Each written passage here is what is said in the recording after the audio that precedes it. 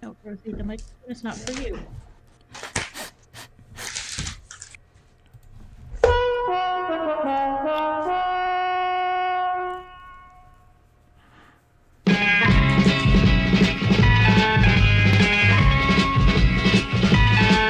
You've got to fight for what you want, for all that you believe. It's right to fight for what we want, to live the way we please. As long as we have done our best, then no one can do more. Hello there. Welcome to the Flash and Blade Podcast Live, Series 1, number 200. I'm Siobhan Galichon, and the pain and the lust and the want.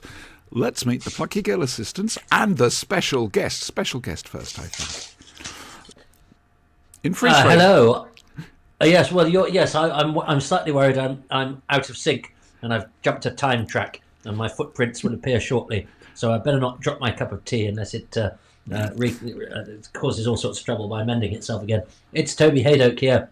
I've barely had a chance to say hello to everybody on the podcast because technology and time are the two things that scupper me the most. But anyway, it's nice to be here. Hello to everybody watching, and hello to everybody I will be broadcasting with. A proper hello.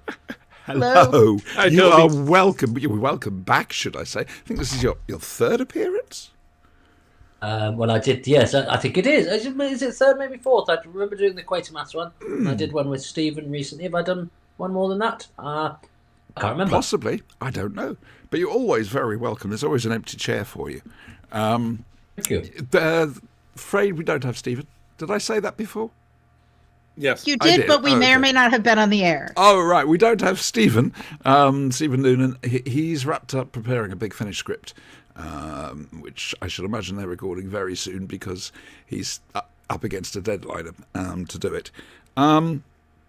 So that's a bit sad, but Toby can more than make up for that, especially with what we've been watching.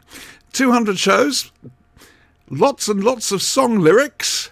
Brian from America, Hello. who is the longest running Plucky Girl assistant. I would just like to thank and congratulate Siobhan for this.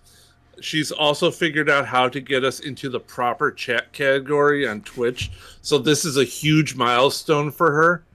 Big hand. Big hand. That was cringe inducing. It was horrible. Yeah. Hilarious. Hello, Retta in chat. Yes, that's Brian from America. From another dimension, we've got Lilibet the Wonder Girl from Florida. Hello. You've been experiencing huffety puffety puff, haven't you? Yes, which is why I have a valid excuse for not having done most of my homework. I apologize, but we had Hurricane Milton. The eye came just south of us. I'm okay. We got really lucky where I am. Lots of trees down, stuff like that, but I got my power back within 12 hours, so thank you, linemen. It's been quite a week. I do have a question that they've been glossing over in the news and stuff. Uh-huh. What about the poor iguanas? We were kind of north for iguanas, but in South Florida they had big tornadoes. So I Ooh, suspect flying iguanas. I suspect they became airborne. Guananado. Yes. Ooh. Don't give Sci-Fi Channel more ideas. Oh, no, I'm writing that one down. That's going directly to Sci-Fi Channel. They had legitimate looking like the Midwest tornadoes, which is unusual for our area. We get tornadoes, but not like that. We had an unprecedented something like 126 tornado warnings. Yes. Yeah, I heard they had like an EF3. Mm-hmm. Yeah, it was Somewhere? bad. Yeah. Somebody ended up with a dumpster on top of their second-story house. Oh, Lord. Yeah. Don't get me It was started. You bad. know it's my pet hobby. Chat would also like to ask about the manatees. I would assume that the manatees had the sense to go somewhere safe. We need to say hello to Zombie Wolf 9000. Oh, hello, the Hi, zombie. Zombie Wolf 9000. We discovered on our last show we actually did have somebody watching, and it was them. And Well, so they He just need to assumed get they were a the bot. the other 8,999 zombie bots, Yes. some sort of posse, and we'll be all right. it's like that. Yeah. I think they're actually changing. What he said? Dave said hello. Oh, how lovely. Yeah, no, we did a. Brian dared me to put us on the hot tubs category on Twitch, and 3 shows ago. yeah, and we got some very interesting comments in chat, and then I tried to stop it, and somehow it didn't. So we got more, and we're back to talk shows and podcasts. I think that's better. Where we belong. Yeah, frankly, that was too real world internet for me. Yes. It was. Also, there's Rosie here cleaning her paws, who, as soon as I moved my hand, decided to be disturbed. Of course. Toby, Excuse me, I need to add a little bit more to my hot cocoa. driven him to drink. Toby, how's your lurgy? Well, I haven't been told. There seems to be going around, and it's not COVID, but anecdotally, a few of my friends have also been a bit sort of head coldy, tickly throaty, and so I tried to sleep it off a bit last week. I mean, I have been away this weekend. I've been to a wedding and I stopped off to see my mum on the way, so I've been doing things, but I've been a bit tired. So I don't think I'm back to full strength, but you know, you just got to keep plodding on, haven't you? Well, thank you for this. Brian, what's been happening to you over the past week or so? Well, I've been working. Well done. I've been working hard on perhaps Campaign 2 This is of the RPG. for the Thaco Gaming channel. Sorry, the I've cat been is avoiding cats chaotic. wanting to be on my desk by scaring them off. Yeah. Waiting for Chestnut to jump up any second. Go on. But yeah, no, just hard at work. Are you happy in it? Well, I love working on Foundry. I know it's your happy place, isn't it? It is. Yeah. It really is. No, I find do something not diss better. that in the slightest. Everybody needs something like that, quite frankly. Oh dear. What have I been up Something to? better to do. This Monday just gone. No, not just gone. Was it just gone? No. Anyway, I was on Simon Hart's, who was a guest on here recently. I was on. We returned the podcast swap, Yes, so I yeah. was on the Library of Impossible Things. Very enjoyable. Very different from me. It was like a holiday, if that makes any sense. I wasn't running the show. I could just sit back, relax, and be myself rather than keeping an eye on things and pumping things along.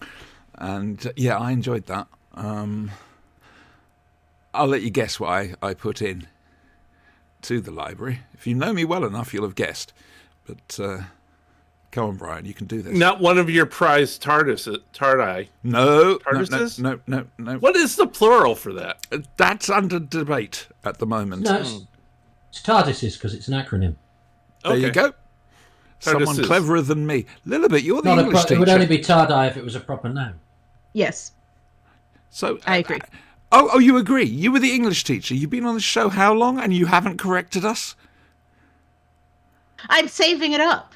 Oh, right. Good. So, Also, I don't know, I would like to call it Tardisesis. That would be cool. They have canceled school. I go back Tuesday. The kids come back Wednesday. We've been out since last Monday. So we went to school Monday and then came home. essentially, you played hokey all week. Well, no, I've been doing crazy nonsense prep all week, and then we had cleanup. But yeah, there's a lot of prep that goes in, and then once it's done, you just sit there. But yes, so I'm not in teacher mode. I haven't been in teacher mode for a while. We've got a mention in chat because Dr. Sinister himself is here. Hello. Hello, Doctor. Stuff. And he says, Alan Stevens swears blind that TARDIS is not an acronym, but I disagree and say it is. Yeah, It's time and it's relative an acronym dimension for in time- space. Ah. You know, Sin, you're more than welcome to jump on. You are part of this team still. Anyway, Right. Yeah, so that was very enjoyable. You'll have to listen to the show to guess what I put in, but Sinister will know immediately. Nothing much really happens. What about your Dalek with the dying battery? Well, I haven't actually spoken about it on this show. Now's the time to do so. All right. Years ago, I got given a 4-pack of Product Enterprises tiny movie Daleks from Daleks Invasion Earth. And they had a little voice chip in them with about 4 or 5 lines taken directly from the movie. And they're great. They're lovely. And they've been sitting on my shelf gathering dust for God alone knows how long. And suddenly the Black Dalek has started screeching at me randomly. I can't find a way of stopping it. I don't want to fiddle with the insides because I don't know what I'll do. I'll break the damn thing. And so, yeah, it's every now and again, because the battery's now, because it's been going for so long, the battery is now starting to fade. So it sounds like it's screeching, but from a distance. So like what the Furbies do. Yeah. In case anybody's wondering, Toby's having a problem with his camera. That's okay. Well, I don't know what's happening. It freezes and then it goes off. So I've been switching it off. Sounds like a bandwidth issue. Yeah. Right. Well, I mean, I've been dieting, but so can I do anything about my bandwidth? I've got on the Wi-Fi thing. They're all the things. Do you have anything downloading in the background on this machine? No. Uploading? No. The virus checker doing fun stuff that nobody asked it to do? Well, I don't know. I didn't know. So I've got quite a few windows open. Shall I shut some of those? That might help. Only if it's cold and chilly. Thank you very much. Oh, look, I'm moving now. Shut a window. Let's see how that works. I've got all sorts of things going on down here. What's that? What's the war machine? Oh, I've got the shooting script of the camera script of the War Machines open for some reason. Don't know why. I must have been checking something. It's too much. It's too early for too much information. Yeah, no, I think some. Siobhan, I've got a whole load of internet. I've got a whole other load of internet things up here. That's probably what's doing it. Yep, there you go. Can I just say, Toby, you fit in perfectly. Got rid of those. There we go. That should do all right then now. You and your internets, me and the cat. I always screw things up left, right, and centre, and he just sits there looking smug. Is a general smug. Entity. I do IT for a living, hence why I'm drinking now. Before we start any rumours, the reason I've got the War Machine shooting script open is not because of any forthcoming releases. I think it's because, unfortunately, one of the side effects of being me is that random people on either WhatsApp or Instagram or Facebook or Twitter will send me questions as if I'm some sort of unpaid scientific advisor about various things to do with Doctor Who. So I was looking at episode 3 of the War Machines to see, because I've never quite got to the bottom of what's missing from that warehouse sequence. There's about a minute. Yes. And I'd never properly looked at the script. Somebody asked me, so I said, I'm not entirely sure. And I had a look. It's still hard to tell because we've got the soundtrack, but the script does not say, in this shot, soldier walks to the left and trips over. There's a lot of sort of 2 extras fighting and then more fighting, and even then, Michael Ferguson might well have done something different on the floor. So we don't really know. You can sort of tell which bits are an unnecessary close up of the War Machine's computer bank on the side because they haven't got anything to cover it. But it's about 59 seconds missing, which is quite a chunk when you think of it. That episode, I suspect, if that episode had what Michael Ferguson had shot, because he was such a good director, it would be a classic sequence, like a lot of it. It was obviously the sequence of the whole episode around which the whole episode was built. But we've only got a very compromised version of it. It's one day. Oh, we That'd can be nice, dream, wouldn't it? can't we? Right. Quick note. Bit of housekeeping. I'm doing an audio recording of this show, and with a little bit of tweaking, including a special extra from Dr. Sinister, that it'll be released as an audio podcast you can download and listen to. And if that goes well, I'm going to look into doing that regularly. But I'm going to need you people to let me know in the Facebook Flash and Blade group that that's what you'd like, please, because it's going to cost money. So, but let me know. Okay, good. That's that. Shall we do what we came here for? Probably ought to. Yeah, why not? I'm going to be very easygoing on this, I have to admit. But for the moment, let's do the introduction and take it from there. And now, from the worlds of BBC Television's Doctor Who knows?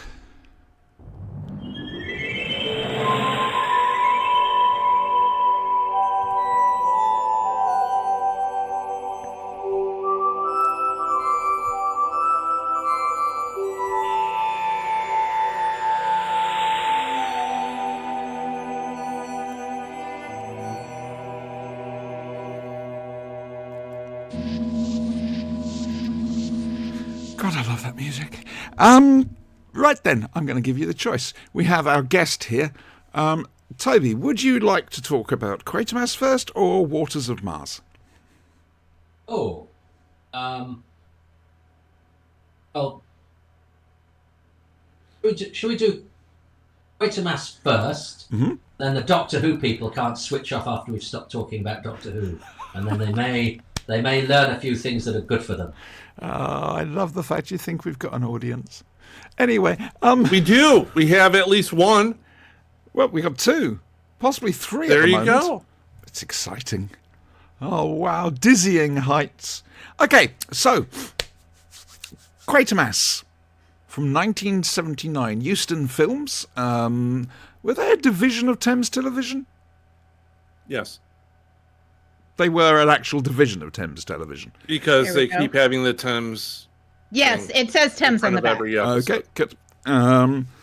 And it was on the first episode was broadcast on the very first night back after a rather nasty strike, which gave Doctor Who some of its best viewing ratings ever.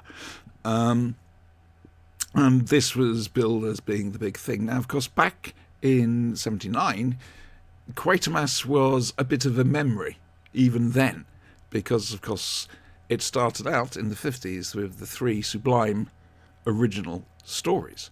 So people, already there was a nostalgia element to it for people coming to it, because people would say, oh, Quatermass is on, and someone's mum would go, oh, I remember that. Oh, that was really terrifying. And we got this. And I adore it. I was at just the right age for this. The 10, 11-year-old age where if you like something, you like something very seriously indeed. It's the same with Doctor Who. And I've always found this to be my favourite Quatermass. Probably because of circumstance, because I really do appreciate the joys that can be found in the others. So, Toby, would you like to fill us in a little bit more about the background behind this, please?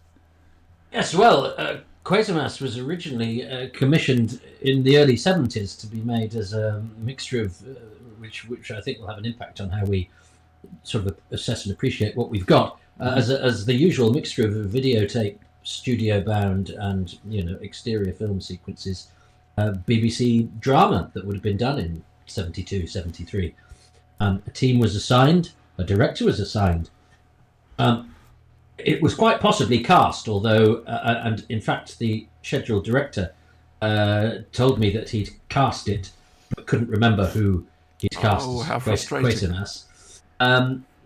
But because it was never made, there's no production file. But I've managed to piece some bits and bobs together, and I've found some bits of paper. I have actually found an incomplete cast list that doesn't have the name of Quatermass filled in, but also it's not necessarily 100% what it might seem to be, because for a while there was no. Well, there is officially there's no script for the BBC version, but I've managed to set something up. The differences between what would have been on at the BBC and what is eventually made are actually quite small. But some character names are different, and so this cast list is slightly confusing. So let's not worry about that, because I'll go. It's the sort of thing that needs proper forensic detailing in perhaps a book. So really, a book? Do you know anybody writing one of those things? I know somebody writing 5. But so anyway, it was announced in the papers. They were talking of casting possibly a big American star, but a big star as Quatermass. And there was definitely a costume designer assigned. Some crew were assigned. I've spoken to a crew member who gave me a very conspiracy theory ridden explanation as to why it was pulled, which I'm not sure I believe, but this is where it is beholden onto one to talk to as many people as possible and weigh up the pros and cons of the information one is being given. But it's still sort of fairly shrouded in mystery, the BBC version. But having, as I say, sort of delved a little bit, it's largely untouched when it finally gets made in 1978, 79, whenever it was, and broadcast. But the ITV version has a much bigger budget than the BBC would have anticipated. One of its key factors is that it is all made on film. It would have looked a bit more like, it's not quite the Stones of Blood, because that's all videotape. There's no film with the Stones of Blood, but you can imagine some of the Stone Circle type scenes being rendered in a studio on videotape would not have looked anything like they do in this version. And it, as you say, it hit the air after ITV had been on strike. It got not a great review from Clive James, and it was not the success that they'd hoped it would have been, which is a bit of a shame, because Quatermass was by that time very much a respected name from history, and I kind of vaguely remember how Quatermass was talked of by generations above me at around that time. I was only 5 when it was on. I don't know if I remember watching it at the time. I've got an inkling that I might, because I was allowed to stay up and watch stuff. And it is Nigel Kneale. Now, a lot of people, and I'm sure this will come up in the conversation, think it is an angry old writer getting cross with young people. I see it as much more interesting than that, because Nigel Kneale was much more interesting than that, even though he was rather angry and often at young people and new things. But I feel more, because he has a whole speech that he gives to Quatermass. So this is set in a dystopian future, and he gets great mileage out of creating a world where society has sort of collapsed, which is always our great fear. And there's much drama to be mined from there's a vague a sort of echo of the world in which we live, but where our civilization has slightly degraded, so that we recognize the people and the places and the things, but they're all slightly scarier and more unpleasant versions. And what would you do to survive in an environment like that? But this isn't just societal collapse from some sort of disaster, an eclipse or a nuclear explosion or something like that. It's a world that is sort of fractured societally, and we have these sort of youth gangs making their way to stone circles where they think they're going to be rescued and taken to another planet. So it has all that sort of mythical Nigel Kneale tying in with stones. He's from the Isle of Man, which is full of mythical stones, and that sort of stuff's in his writing quite a lot. But it's also to do with Quatermass himself, who's very old. He's not the pioneer that he was then. He's the relic of the past, and he's very much the sort of figurehead of the sort of forgotten and the aged, and that helps to personify what Kneale is examining, which is that continual difficulty of generations to understand each other. And he gives Quatermass a speech where he says, he's talking about why he lost contact with his granddaughter for whom he's searching, and he says, that you don't understand us, they'd always say, and that's a common intergenerational refrain, and to me it is Neil going, okay, why is there always this schism between the young and the old? Is that just because is that some sort of inevitability just because of chronological progression, if you like, or is there a sci-fi idea to explain why old people and young people don't get on, and how can I take that to an extreme, and how can I come up with a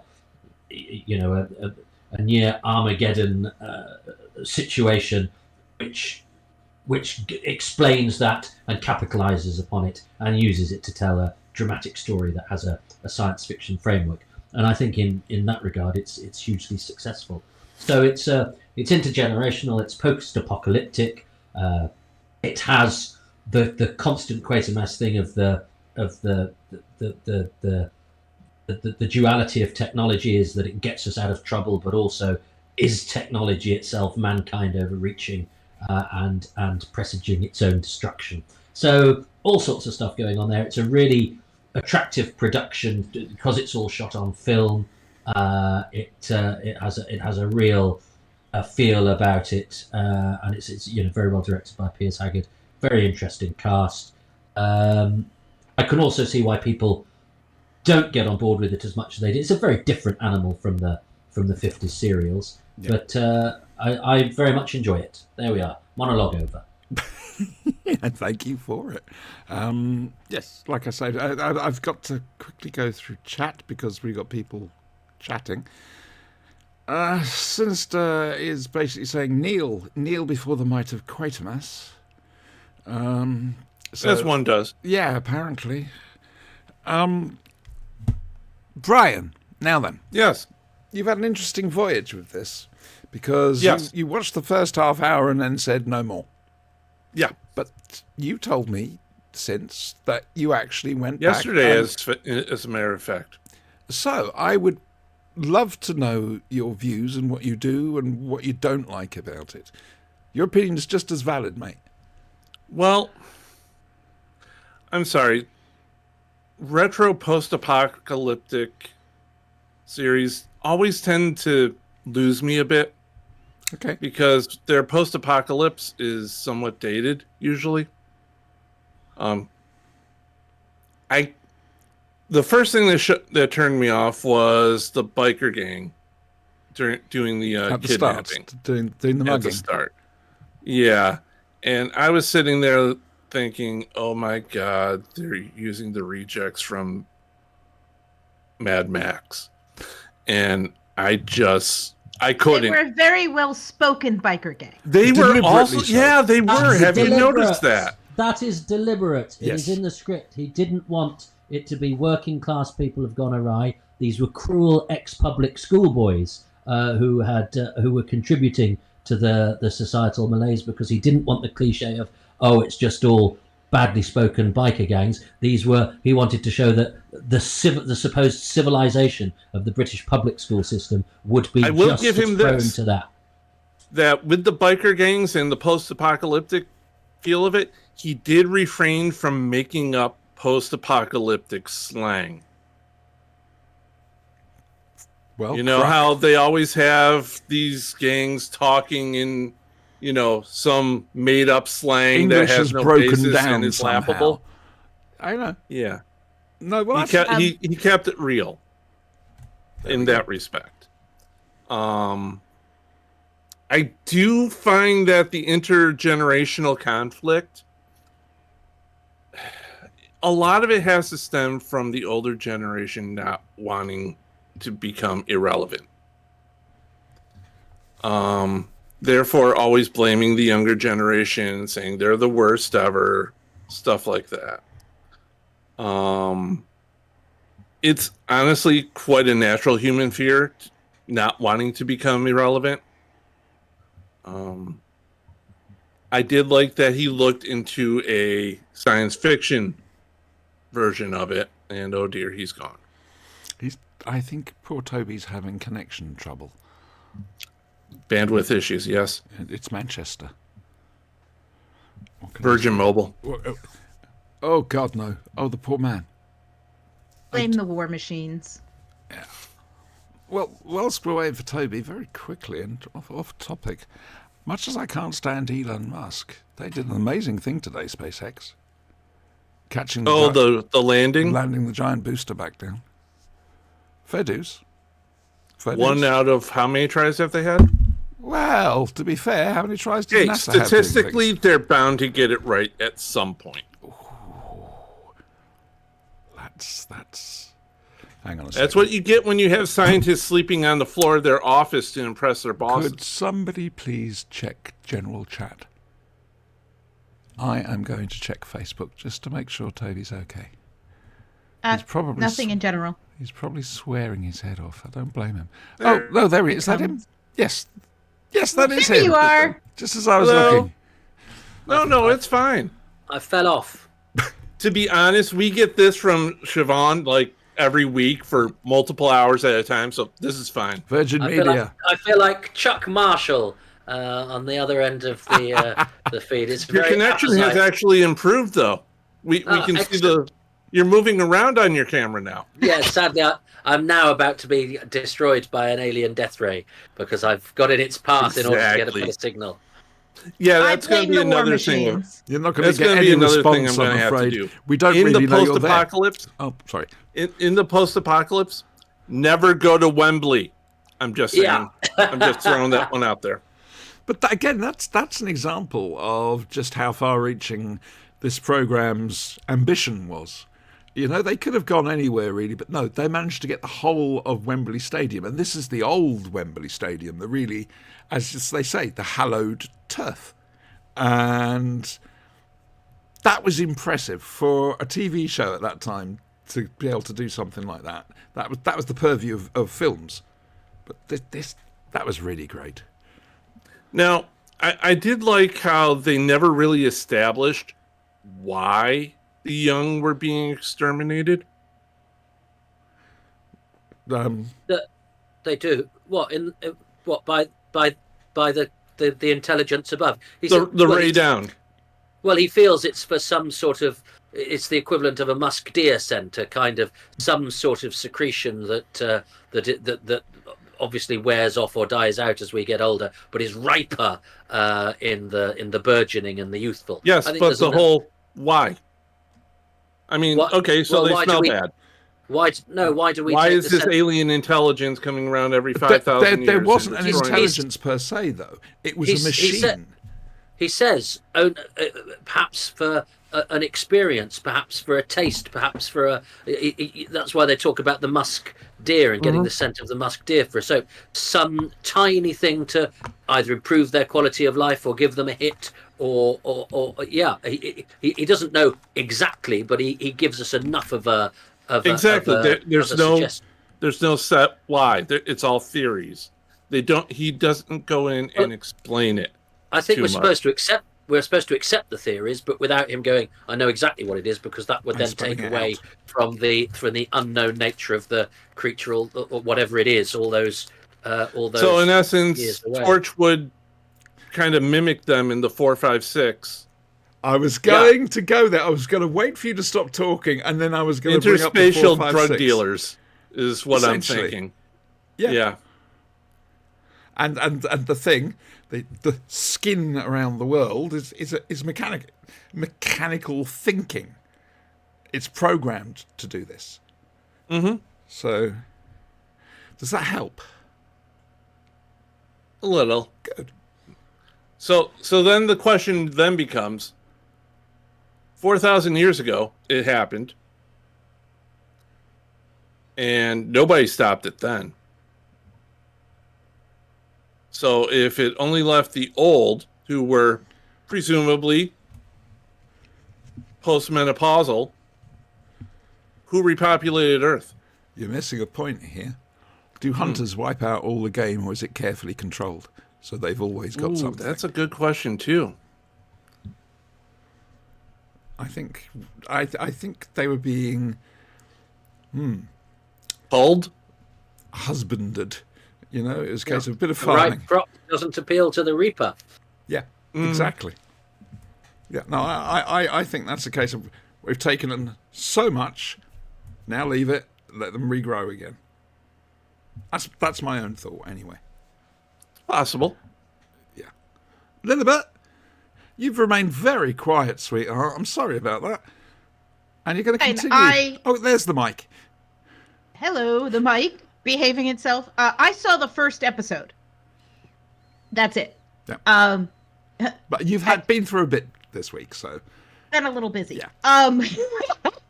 We had some things going on. Yeah, you know, nature decided to try and kill us and then act all cutesy afterwards. I didn't do anything. Yeah, Toby got would- beautiful weather out there. Toby would like you to paint him like you paint your French girls. It's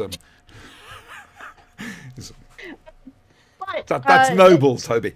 Noble. Some of the themes that I saw in the first episode, I did see the themes of the youth and the age.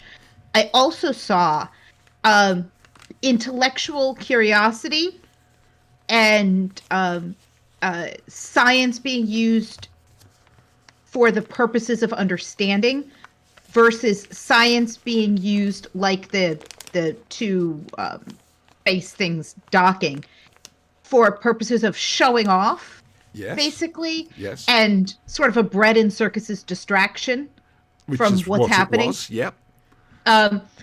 And also themes of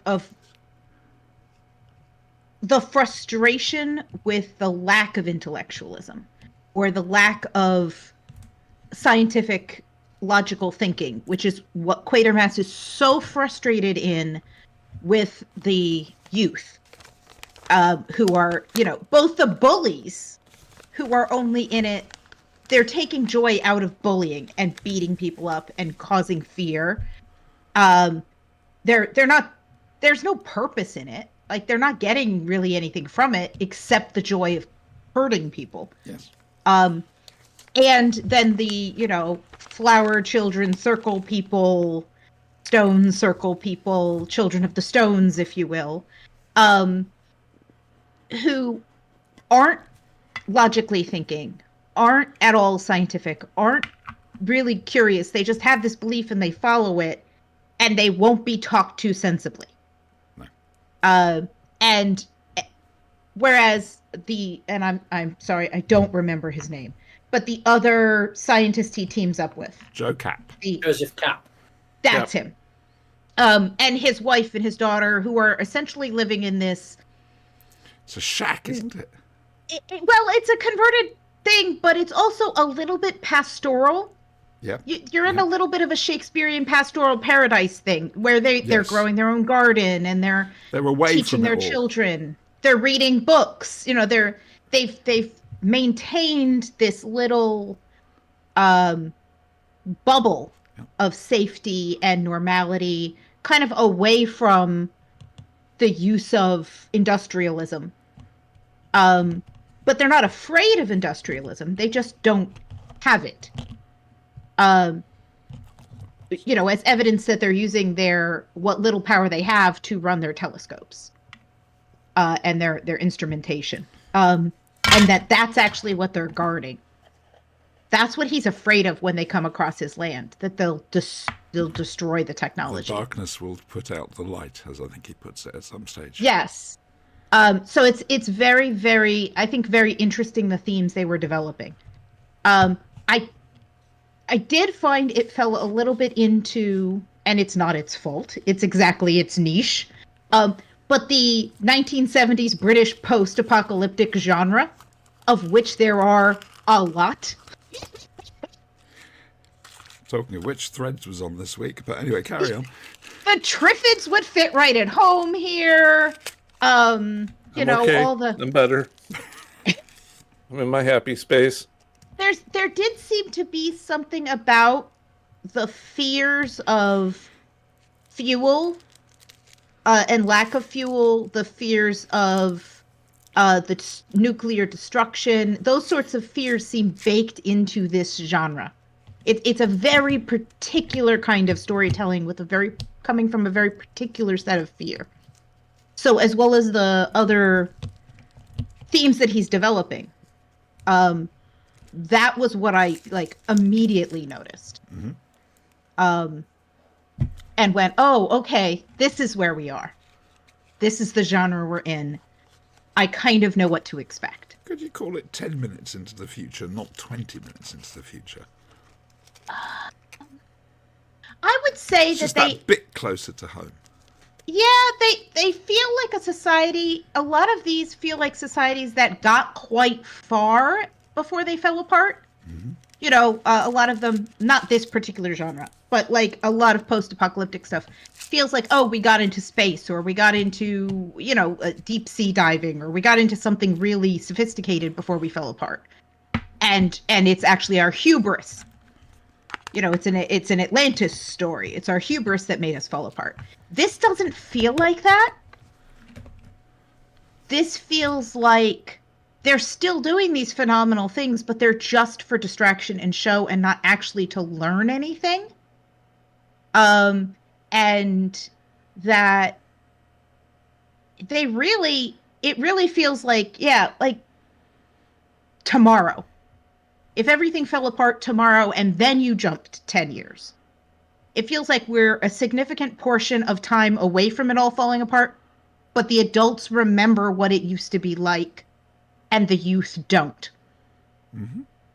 Which, as I get older, I'm 44 tomorrow. Happy birthday! Thank you. Happy birthday.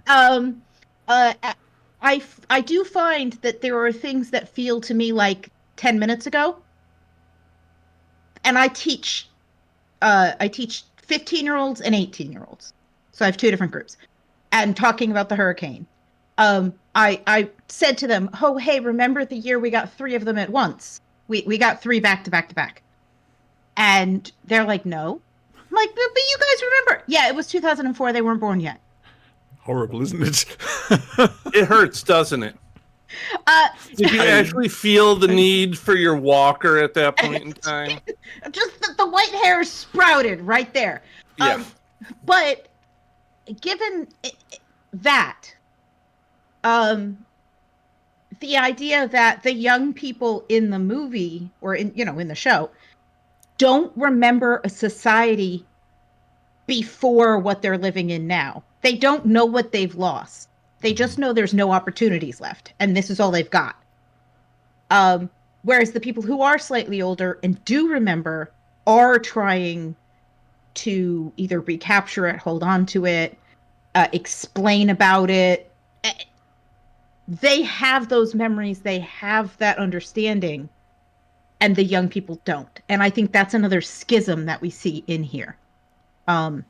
Which, is easily the older reflected in real generation life. trying to recapture the past while the younger one Or wants hold on move to it. forward.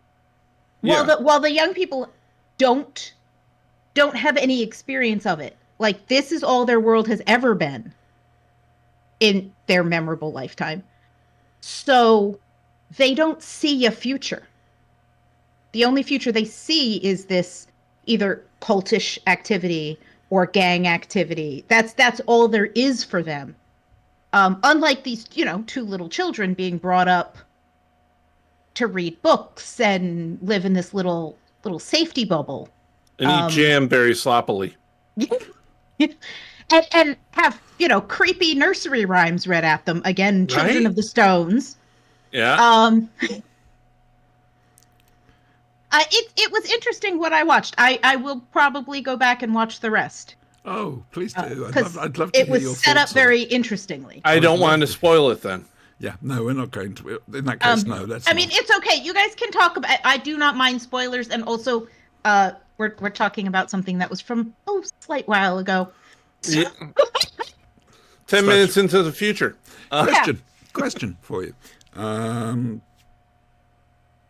Neil's Quatermass stuff was always tended to reflect a concern he had about current day things moving into the future. So, for example, racism.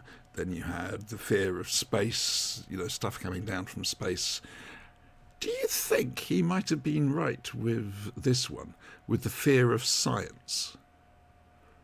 Except it doesn't seem like it's the youth who've got the fear of science nowadays in real life. It's reversed, yeah. Yeah. What do you think? Anyone?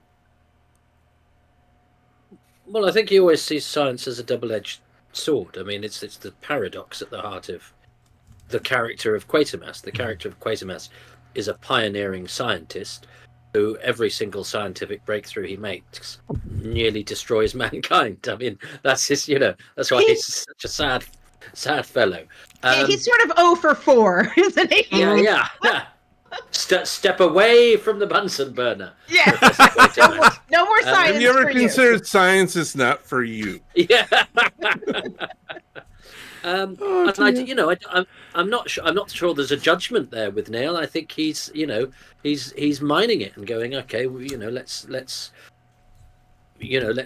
use what we understand of how science works. I mean, he said the very first Quatermass was a reaction to all the positivity of 1953 because Everest had just been conquered and the Queen had just had her coronation, and he said there was a feeling of optimism in the air, and he thought it would be interesting to dramatically to We'll sort have none of that on, nonsense. stamp on that. And because there's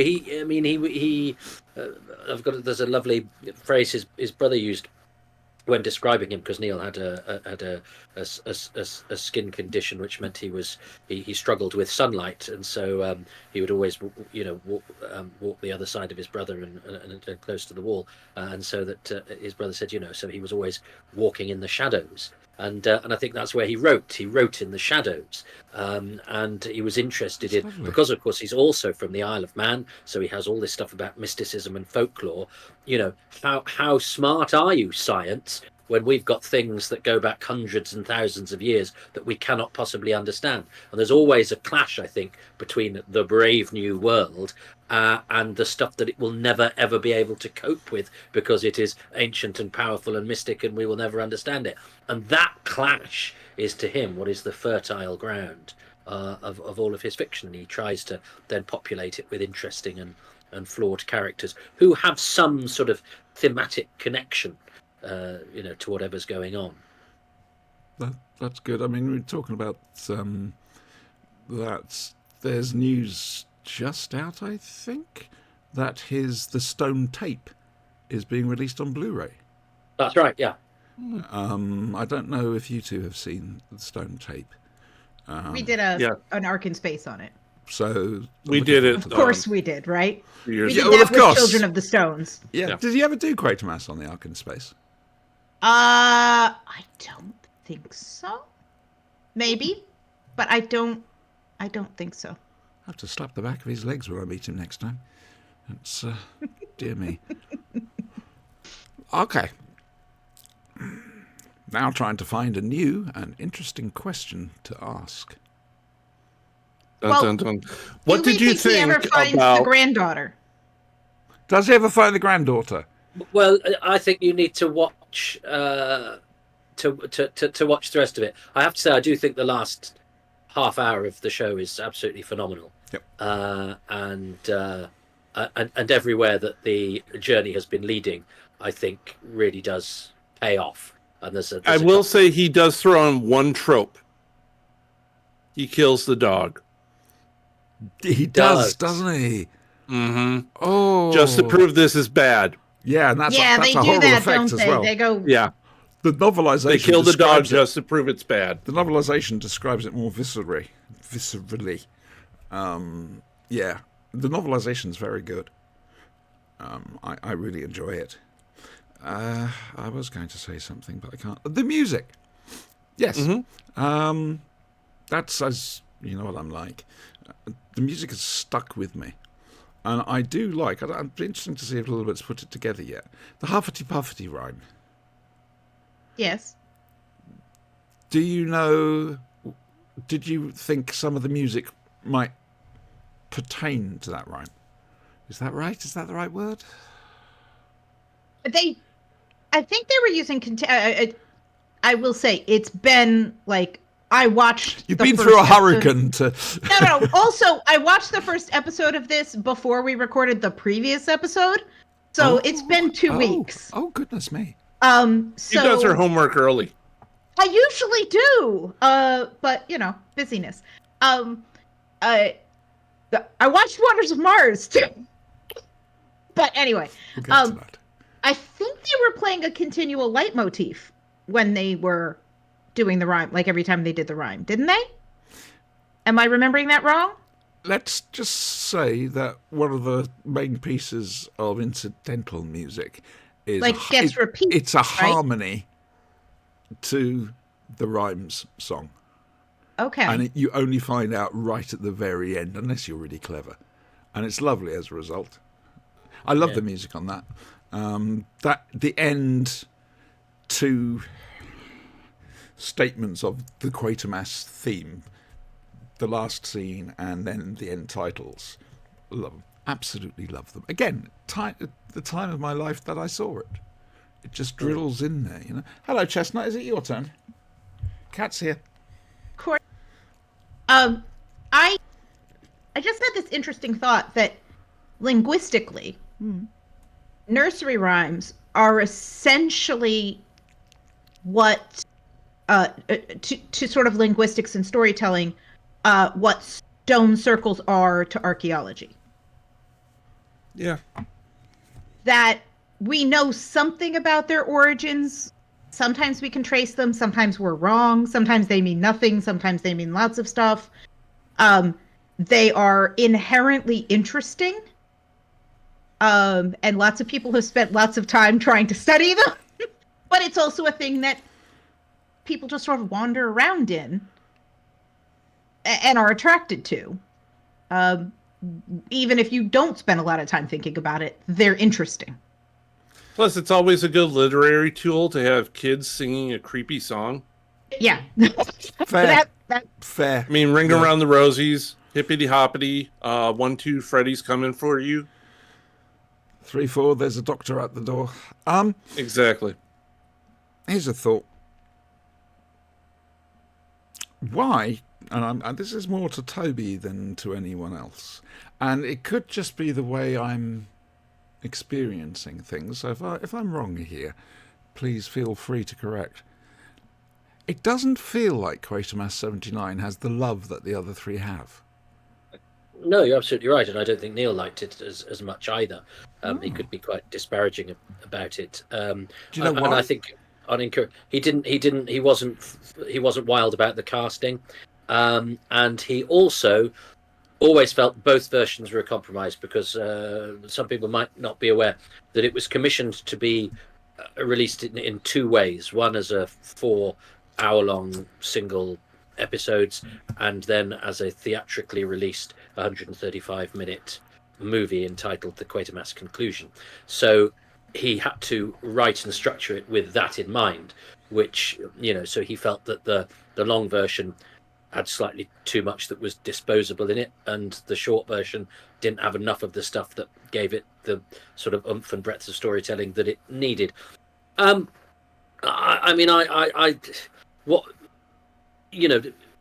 all used to sort of longer form television in a way, and what I think is often dismissed now as padding, I see as character color.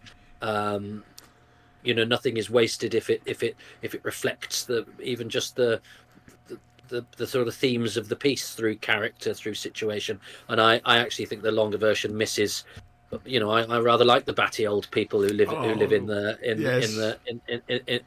the wrecked cars, and actually the one of my favourite characters is barely in the shortened version is Mr. Chisholm, the former chemist who made soap, who is also Crassus from the Time Monster, the mighty Donald Eccles, and but that stuff goes. But actually, all that stuff he talks about how he is a soap maker, how they got the scent from the musk deer and all of that. That's really, really important stuff. Also, I think the action sequences are very well done. But no, people don't like it. I think people read it as Neil just being 2-dimensionally cross with young people, rather than as the the way that I framed it in my. It does come off as that Agreed. a lot. That is a very heavy element in it. Well, I think this partially, and this is where I think the key flaw and probably the key criticism that I find harder to bat away is that because the planet people are sort of hippie-esque, and by 1979 that was very, very passe. In 1972, 73, it was probably pushing it, but they were at least, you know, echoing, you know, the flower power movement of the mid late 60s, and so would have probably fitted in slightly more. I think probably had I been Neil, you know, preparing that script to be broadcast in 1979, I'd have given some real attention to the youth gang and tried to make them seem a bit less of a relic of the previous decade. Because that's what it is. Mhm. Written in. When did you say it was? I thought it was 69. It was written in. It was set for broadcast in 72, 73. Right. So because the hippie movement, I was up to a point slowly dying out by then, wasn't it? Yeah, so even then it was kind of, and he does have a there's an unmade script of his called The Big Big Giggle, which also has a sort of crazy youth movement who but this is a suicide cult, so you know he's obviously slightly preoccupied. You probably heard some people being loud on a bus. I'll turn that into sci-fi, but that is, I think. I was wondering who you know stole his trash or whatever. Exactly. Yeah. And I think that's another reason that people have probably the main reason people have a problem with it. And it's so difficult because it's such a different beast from the 1950s Quatermass serials, which were so pioneering and you know even as we visit them, you know, whether you remember it going out the first time or not, you know, there's something ancient. Yes, you do, about the 19. I'm talking about. I thought you were talking about the 50s. Yeah, no. But then when we look at the 50s ones, they have, irrespective of how you approach the 70s one, is what we're saying, is that when you see the 50s ones, we can only approach them as being these ancient black and white, you know, almost ghostly things in and of themselves. So they carry with them that atmosphere of being sort of slightly untouchable because they're from so far away. So they are, in a way, we've dug them up almost. So they have this mystique that I think the 79 version, whether you watch them at the time or even whether you look back on them, yes, it's a relic of its time, but it's still I think more recognizable to us than the sort of slightly more removed. And they have a slightly hallowed feel about them, therefore, the 50s one, that I think the 70s one will never get. I agree with you there. In fact, you've preempted a question I was going to ask, actually. How much of the love of the 50s over the 70s version is nostalgia? And you've sort of answered that a little bit.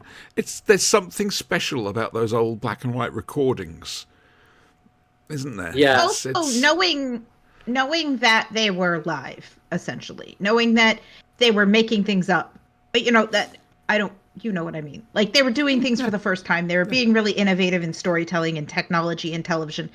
And when things don't quite work, you're willing to say, yeah, but they were doing that for the first time and nobody had done it before, so it's okay it doesn't quite work. When you look at this and you go, okay, maybe that doesn't quite work. Maybe the hippie wasn't quite the right choice for that because it does feel a little weirdly disconnected, or whatever. We're slightly less forgiving because this is, like, obviously not modern television, but it certainly falls under that umbrella. That's fine. I think a slightly more positive spin on that as well is that if you know, certainly when I came to look at the 50s ones for the first time, I was expecting them to be a bit sort of Pathfinders from Spacey, a bit sort of clunky, a bit naive. And I was astonished at how little I had to forgive. And I was also astonished at how advanced some of the thinking and production and also sorts of things were. So it wasn't just that I was more forgiving of its flaws. I was absolutely gobsmacked at how high-end the scripting and production were, seeing as it was so early on, and seeing as I was used to Doctor Who of the 60s and Pathfinders and those sorts of things, which are not, partially because it's a different audience in mind, but I was flabbergasted at how good the 50s Quatermasses were, going into them expecting to have to be a bit more forgiving. Did you come to them? What did you see first, the TV versions or the films? Me? I saw the VHS of Quatermass in the Pit. That was and the then I first watched thing. it. And then I watched it every day for about 2 years. Fair enough. No, I think my first experience of it was BBC Two back in the 70s. Used to do late night horror double bill, and you'd have a Universal film followed by a Hammer film, and I'd stay around my friend's place and we'd stay up to really late, and we'd watch those. But the trouble was we got very bored with the Universal films because they were very slow and they were in black and white and whatever, whereas the Hammer ones were just that bit better. So that's how I came to Quatermass, through the films, and then I found the joy of the television series. I'd like to do more on Neil. I've got plans for the future, and I'll ask you to back Toby, but not for a while yet, don't worry. I'm thinking, I don't know, Stone Tape, the Year of the Sex Olympics, possibly the adaptation of 1984, which we could do with the John Hurt version. I'll come to that in a second. Isn't Kinvig his too? Kinvig is, but... You don't have to worry about it. It was wince making. Yes, it was. We did do that one on Ark in Space. Dave made you suffer, didn't he? He liked to make me suffer, yes. Listen, I worship the ground Neil walks on in many respects, but you know, Kinvig is a difficult prospect. Stephen Hatcher from the Hoovers has been doing a Neil watch-along sort of thing and watching things, and every week he'd do an episode of Quatermass or whatever, and he got to Kinvig and said, I'm not going to do them individually. Look, there's this. It happened. Can we move on, please? He tried his best, bless him. But yeah, no. There were interesting concepts, but it really did feel like comedy wasn't his genre. I think that's fair. fair. It's also, I think, wrongly packaged. I think he's trying to do something that he doesn't quite pull off, but also because it comes from a fairly ungenerous place as well. In that he's looking to sort of, he confuses science fiction fans with ufologists for starters, but it's also, and I think there's an interesting ambition there in what he's trying to do. But no, it's terrible. It's terrible. Wasn't it? Was that a prime time thing on ITV, either 7 o'clock in the evening or 8 o'clock in the evening? It was not for the whole run. It was eventually shoved into a graveyard slot. I mean, Yeah. it had that. It was that ignominious. I remember watching it with my grandparents. It's not a successful experiment, but I don't think he'd envisaged it with a laughter track. You know, he wasn't writing a sitcom as far as he thought, but that's how it's sort of packaged and played. And when I first saw it and there's a laughter track, I thought, oh God, it's not just an unsuccessful sort of sci-fi comedy, it's an unsuccessful actual mainstream comedy, which I would never have thought of it as being, because that's not kind of what it's doing. So I think nobody knows what they've got. I think Neil's handing in scripts that he's expecting to be done one way, and the LWT Light Entertainment Department have got something that they think, well, let's just try and make something light ent out of this, and it's not a Good. a mix, you know. Robert Holmes is funny when he writes Doctor Who, but I'm not sure I'd want a sitcom from him. You know, it's the same. That would be a dark sitcom. Oh dear. It would be. I do think that there is, you brought up pessimism and walking in the dark, and I do see that as a continuing theme. I have been known to say the man needed chocolate in his life. Toby, if you'd ever need anybody more to go on Happy Times and Places, she sat right there. Yeah, absolutely. She really is. Oh dear. Right, we've got to move on because we've been going over an hour now, and yeah, I enjoyed that. Thank you very, very much. I love my Quatermass. I really do. Well, hopefully, I was hoping to come on with a publication date, Siobhan, but hopefully the first volume of my Quatermass opus will be out in time for Christmas. Right. It's a very expensive few months with all the Blu-rays and this, and the Philip Hinchcliffe book, which I really must get round to getting. That looks lovely. Yes, it's a very handsome thing. You skip past the forward, but everybody else done them up. Well, No, who did the forward then, Toby? Just out of interest. Well, I think it was a very long list, and they got to the bottom of it, and, right. and I was the only one left. Been there, done that. But there's some really interesting contributors to that are outside the usual sort of Who sphere. So and it's a very handsome publication. Right then, it's my birthday coming up, folks. You know what to look for. Yeah. We got to move on. The Waters of Mars, featuring the 12th Doctor Who, I think. I'm not sure. Look, it features a Doctor Who, one of the Tennant ones. The 10, 11. 12. $11, $12. Moffat, Chibnall, god damn you, it was so easy before then.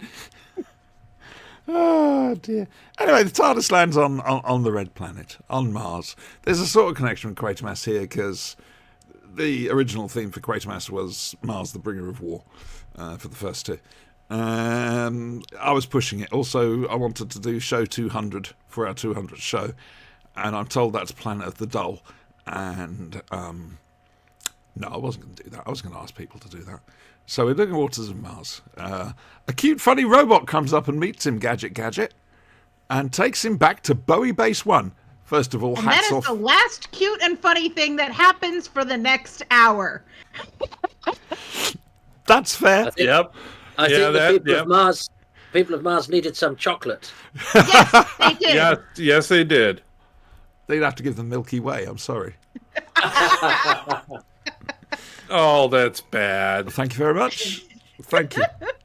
Oh, dear. Wait, is that where we got the Mars bar?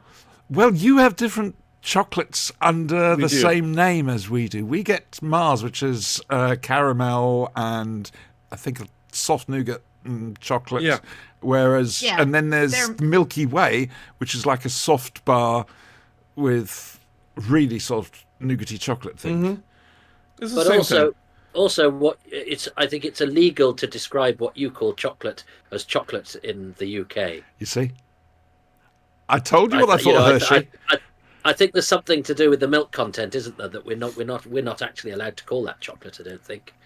It's like chocolatey coating or something like that. Yeah. Yeah. That is why if I have to buy chocolate and I'm not buying it from like a name brand, that's why I buy it from Aldi, because they have German chocolate and it's proper chocolate.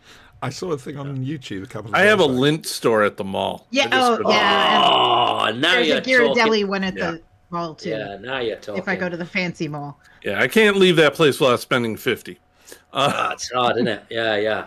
Okay, I Does it have a pick and mix? Yes. Oh, yeah. Oh, You've still yeah. got pick and mix. Yeah. Yeah. By now the you're talking. What a time to be alive. Why do you think I leave with spending a 50? I mean, geez. I'm in their club. They have a chocolate buyers club. I'm in it. Oh, if you like a lot of chocolate on your club. On your biscuit, sorry. I've got to go to chat. This is from Dr. Sinister. Waters of Mars was the first time he'd truly been scared watching Doctor Who since it came back. Now, Sin's just slightly younger than me, I think. The scene where the Doctor goes a little nuts with power. We'll come to that. First of all, hats off, Bowie Base 1. Yes.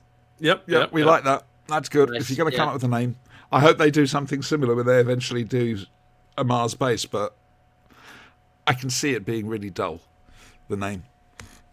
You know, Depends on who gets there first. well, I don't know. If they put it to the public vote, it'll probably be Basie Baseface.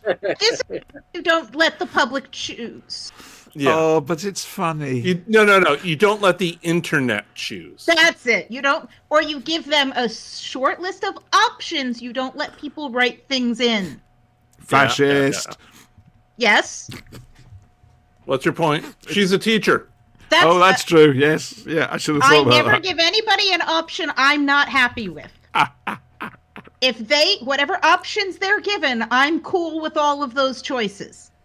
I have pre-chosen for them. They get the illusion of choice, and I get to do what we need to do anyway. But they Have don't. you ever tried GMing?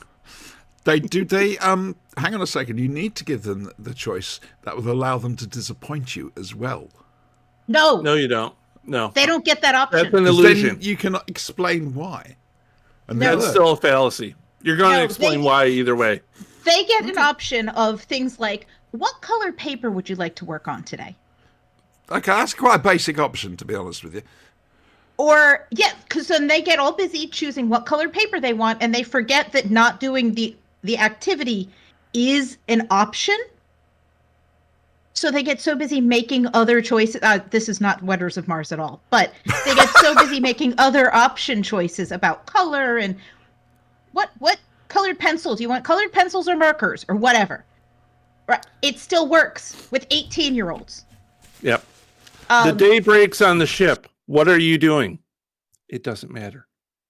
You're going to be doing whatever the GM wants you to. Yeah. So, yeah, I'm a fan of limited choice, which are all pre-chosen choices, which are good for everybody because I need everybody to achieve their goals and learn things. So you can take notes any way you want, but this information needs to be included, that kind of thing. So, yeah, sorry, random teacher tangent. Can I be excused, please? Are you going to go smoke pot in the bathroom? Because that's usually what happens. I don't If I was- think. see, if I said Siobhan no, is would you believe firmly me? established she doesn't need to go to the bathroom to do that. I don't drink. Leave me alone. Right. So, Waters So of let's Mars. talk about the Waters, Waters of of Mars, Mars. everybody. Oh, dear me. Gadget. Lovely cast, I think. Mm-hmm. As Leslie Except Duncan. when, Am I their right? face started cracking and water started coming out of Magnificent everything. effects, also. Am I right in thinking this was directed by Graham Harper by any chance? Yeah, and it shows. It's a Doesn't it just? fantastically atmospheric production with real pace and drive, but time enough for character too. He really juggles everything. We think of him as action. I know we think of him as action and atmosphere because he's good at those and real pace and tenseness. But he's great on character. He doesn't forget the actors. And Camfield's the same. We always talk about Camfield, his mentor as the action director. But Camfield was always good at character. He always cast particular types of actors that he knew could do the job. And I think Harper is the same. And there's some lovely character moments in there, and some really nice bits of performance. It's a really successful venture, I think. I think that is what makes it so frightening. Because if these are like in a horror movie, right? When random people get killed who you don't care about, you're not scared. But when you care about these characters, even a little bit, when they're watching a video from home or whatever, you hear about the guy's brother who spent all the money. You care about the characters as humans and as people. And then when they die, and we know from the very beginning that these people are doomed. It's a classic tragedy. We're told at the beginning these people are doomed. Mm-hmm.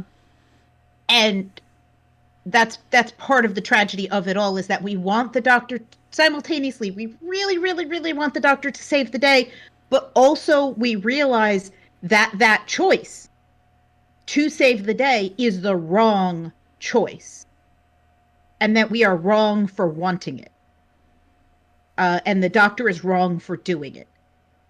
And that is a very difficult tightrope to walk. It was edge of the seat stuff to watch, quite frankly. It was like, what the hell's he doing? Especially when he lands and he's being arrogant as hell about it. That's hard to watch. That's when you know he's at the end of his rope. That's fair. He's had just one too many losses, and it's starting to break him. Well, it's Chekhov's arrogance, because it will come back to be used at the end. And it's there's a genuine reason for any egregiousness on the Doctor's part, because it's part of the story that is being told. It's the only bit I struggled with on first watch. Subsequent viewings I've tempered my view of this, but certainly the first time around I did find the ending not entirely convincing. I knew it had to go that way in order to lead us out of the story, and that Lindsay Duncan had to do what she did. But I could think of any number of other things she could have done to scupper the Doctor's plans other than to go inside and shoot herself in the head. It seemed like that she was doing that because the script needed her to, rather than anything else. It had to be something shocking. So I absolutely understand why it was there and what it facilitated in terms of the Doctor's characterization and moving him on to the next phase of that arc in his character. But I just felt it still doesn't quite, as I say, it's more that she's doing what the script needs her to do than anything, even though it's a brilliant moment and brilliantly acted and it's hugely dramatic and it's it's somebody doing something that we'd never imagined somebody doing, that the braveness that she shows in order to sort of show our hero that he's wrong and overstepped the mark, and she's the one that's she does what she did in the original timeline, which is sacrifices herself for the greater good and all that sort of thing. But it does, and especially as the other two survive as well. So it's kind of like we've this absolutely must happen, except it doesn't, and so therefore what we told you at the beginning isn't actually true. You can't set up that rule and break it satisfactorily. It's impossible to do. So instead, it's disguised. You forget about the two who bugger off because Lindsay Duncan has her moment and kills herself and shows the Doctor that he's been wrong. But you still have those other two survive, and we sort of are supposed to forget about it because she's done what she was supposed to do. But also, I don't quite understand how her shooting herself in the head in her living room inspires. That was one of the little hiccups I had. It's a really odd thing to say. Yeah, what made you go into space? Well, my somebody I loved. My grandmother killed herself in the living room. Yeah. Like it is this really strong dramatic moment. I couldn't help thinking, how do they explain how they're on Earth? That's something they're as well. supposed to be on Mars. Yes. Not only my grandmother shot herself in the living room, my grandmother, who was in space, miraculously got home and shot herself in the head. That part kind of doesn't work. I can kind of buy, given that this is post Fires of Pompeii. I can kind of buy the other two, because we do have this sort of element of the could you save someone? And if this had been structured as Fires of Pompeii, can you save anybody? Then maybe it kind of would have worked. But I do think it is the entire driving element of the story is the hubris. And that's from the moment he lands, that's what's driving this entire story. And we have to see the Doctor brought down by it. He has to be proven wrong, or the whole story falls apart. And it's setting up what's to come, and it's this sort of crucial part in his story. But yeah, it doesn't make sense that she's killed herself on Earth, and why would she be there? And okay, so we're picking the faults. Let's pick some of the Well, good not only things. that, but the Doctor misunderstands his entire role in what he's supposed to be doing there. Go on. He misses the point that he's not there to save them.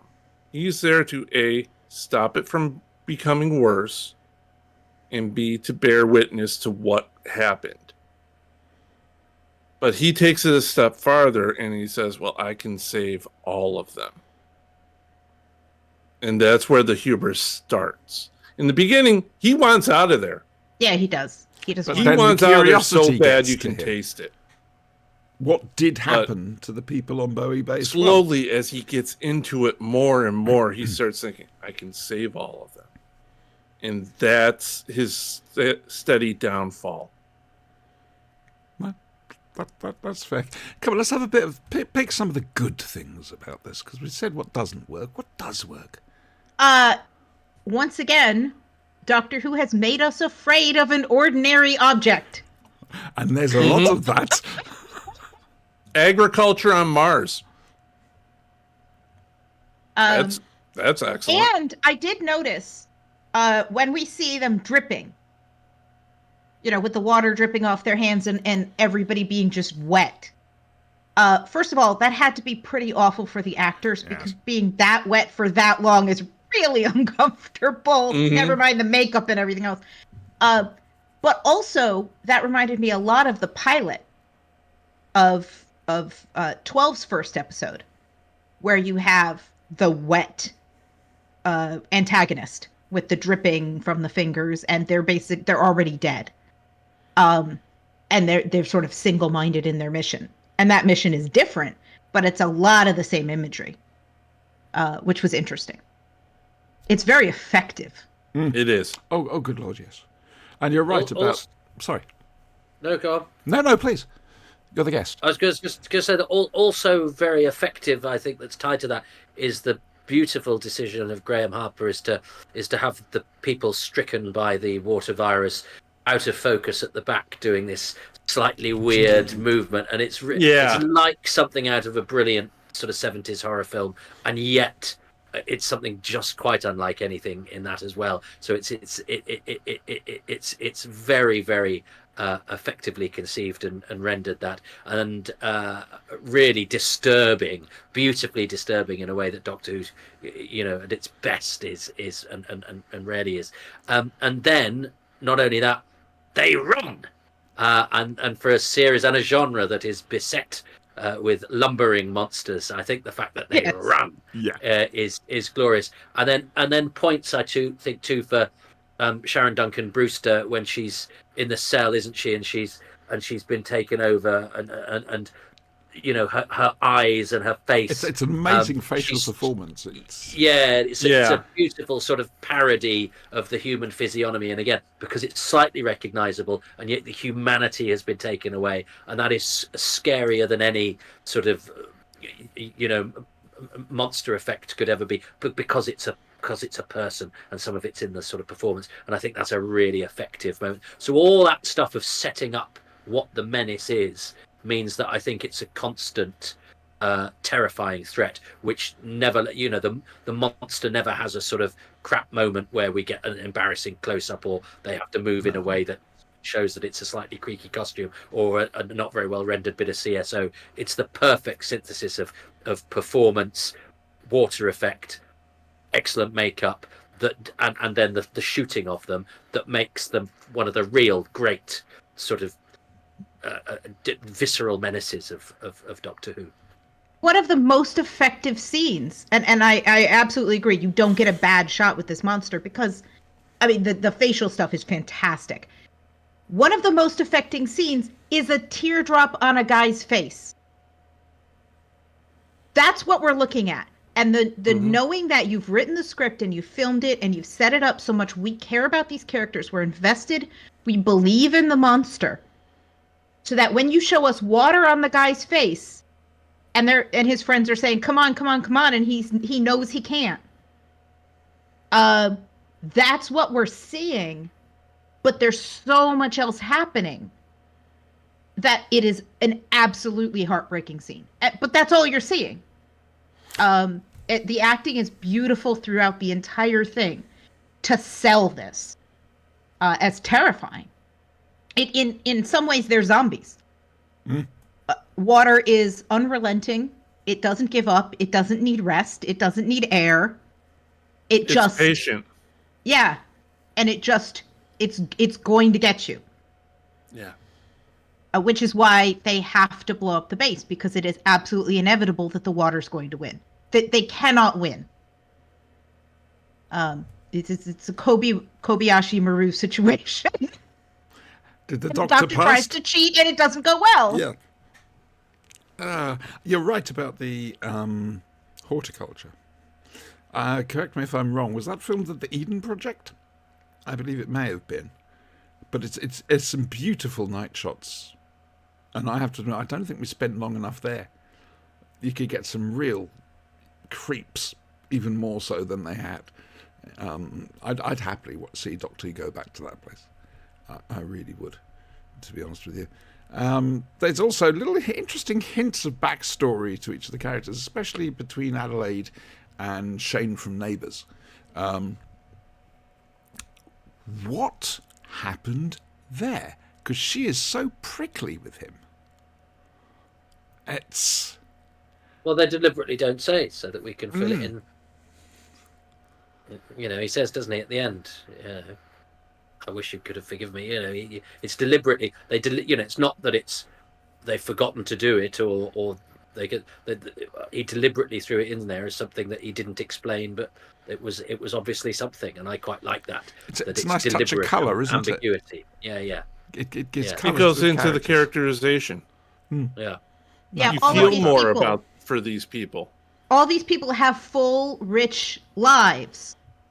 And they've all sacrificed things to get here. This has been their life's goal. They're here. They're separated from their families. They've got routines. Like, we believe these as multidimensional characters with just this little... Well, which is important. We're only seeing a because sliver is of a their very- lives. It's a short show compared to other Doctor Who's. All right, it's a special, but still. So there's only so much of that you can put in, and then you start losing the action and this, that, and the other. So to do it so, dare I use the word economically? It shows a certain touch of class there, I think. My hand's doing all sorts of things here. Yeah, it just... This one ticks all the boxes, doesn't it? Mm-hmm. Yeah, it's very It good. is really the best of what a base under siege story can be. Yeah. Yeah. It plays heavy on the uncanny valley effect. Mm-hmm.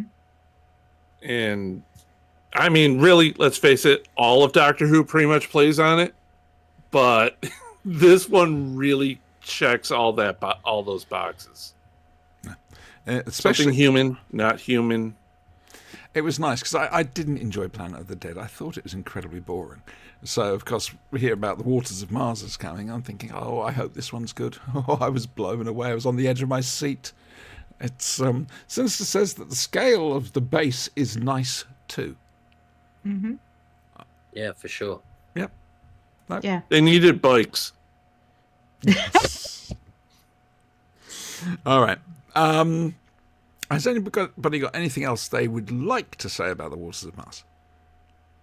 I say it was scary enough that I did not revisit this. I think it's the first time I've maybe watched it since broadcast. How old are you? Yeah, old enough. We're going to do Threads again. No, and I don't rewatch No. Midnight either. No. That's on my don't rewatch list because it's too scary. That means though Cynical as hell. it's how effective it is. It's how powerful it is as storytelling. That, as a full grown-up, it was effective enough on my first watch. And, I mean, I'm not even sure if it was on Sci-Fi Channel at that point, if it had moved to BBC America. There was a while where I didn't have BBC America, so the only way to see it was sort of in chunks on YouTube. Like, I think I saw this on TV. I don't think that chunks on YouTube thing, I think that was the year before. And I think by this time it was on BBC America and playing properly and I could see it. I'm so glad we're simulcasting now with Some Disney people Plus, aren't. and just everybody can just see it. I'm just so glad. Sinister just wants to bring up that he'd like to point out the recurring guest star, which is the orange spacesuit. Yes. Yes. Yes. They got a lot of mileage from that, didn't they? Well, it's a And he good does- design. Yes, it is, and I think he looks good in it, but it's also an incredibly striking image. I think you may have touched a raw nerve. Yeah, simulcasting at midnight. So there's that. Yes. I can't comment on that. I'm not really in a position to comment on that. I can easily watch it at midnight, but I suppose there's other people with work and real lives that it might be awkward too. I don't know. Well, I mean, I will say that I don't watch it when it comes on here. Like, I don't watch it at the time. I watch it whenever I get around to it. I Which can't is stop usually myself. several I days watch later. it whenever the hell I want. Yeah. I have my own TARDIS and a personal pirate, so. Yeah, I'm one of these people. I did read The Five Doctors, was it 2 weeks before it was broadcast on TV because they'd released the Target book accidentally early. Although, I did those watch the saying that, McGann movie you know, on it's video on too before. late.